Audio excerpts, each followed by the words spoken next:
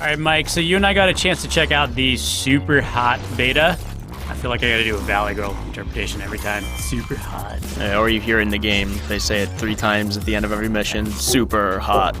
Super hot. This is after you've stabbed 5 guys in a row and shot some dudes Matrix style. But I digress. In general, how are you feeling about Superhot in this beta phase? Conceptually, it's really cool. It's kind of a new conceit as far as time mechanics go. It's time only moves when you move, which is interesting because if you're aiming, it'll move pretty slowly, but if you just full-on walk to the right, the enemies will walk as well. And then also you can kind of, if you move slow enough, inch by inch, you can dodge bullets. I know you were bunny hopping a lot to try to get over the bullets. I found a way to reload. The best way to reload my weapon was just bunny hop, and then every time I landed, my gun was like ready to go again, but that would advance time. It's interesting because it allows you to do a lot more tactical thinking and plan out your strategy, but at the same time, even looking around would advance the clock ever so slightly.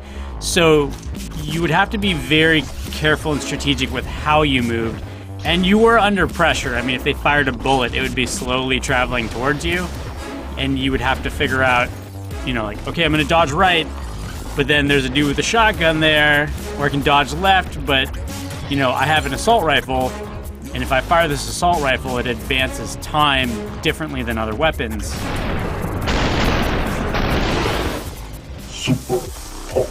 So the end of every round is simultaneously my favorite part of this game and also my least favorite part of this game.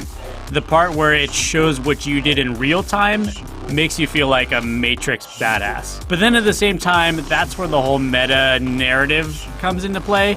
And anytime that was on screen, I wanted to have a seizure. Yeah, it was sort of annoying at first, and it was kind of reminded me of BioShock or Stanley Parable, where the narrator is kind of breaking the fourth wall and talking to you. But in this case, it was really, really kind of obscure and esoteric, and I felt like a lot of it was just stopping me from starting the next level right away. And it's a fast-paced game, despite the fact that time moves slowly a lot, and I really wanted to just get into the next level, but there was this weird kind of barrier between myself and the game that I felt like the developers were placing there. But then after a while, we kind of started to figure out that there were a few more things to that narrative than meets the eye. You found some things that I did not. Can you talk about that? It's still a beta, so I think they're trying to figure out what their Easter eggs or secret missions are going to be. Some of the things that I noticed in the game are there are servers on every level that you can destroy. So I'm wondering if you won't get some kind of alternate ending if you destroy all the servers in the story.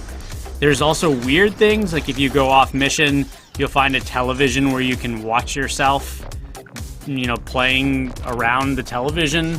There was a random fan in one point that had no purpose that I could tell. And then the developer also had some secret messages they would flash, like there's going to be something here in the full game, you know, check back later. So I think it would be really cool if they could, you know, dial down just the screen effects and the storytelling a little bit.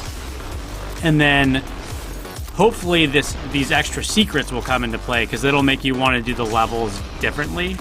Oh, you know, another thing also that I think the game can do, which it isn't doing yet, is I noticed that the bad guys do have a vision cone, and they don't always get aggroed. So maybe special rewards for stealth playthroughs. I didn't get any message that I was getting a reward for stealth playthroughs, but it seems like Superhot has a lot of directions it could grow in if they just kind of refine these mechanics and tone down the visual effects on the storytelling. Yeah, I think there's a great foundation there, and the gameplay conceit of time not moving until you do is really cool, and I like that you brought up stealth because I've been playing a few other stealth games right now, and it would be cool, the fact that time's moving so slowly. I think it would make it a lot more tense if you're moving in slow motion, or at least advancing time between slow motion, and you're just worried like, oh shit, is he going to see me right now or not? Am I going to be able to avoid a gunfight? But I kind of agree with you right now as far as that overarching storyline goes.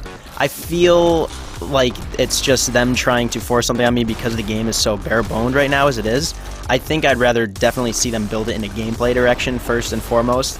And if they happen to tack on like some sort of overarching narrative that makes me question what I've been doing, that's really cool. It's a bonus, but that's not what I'm looking for in a game like that.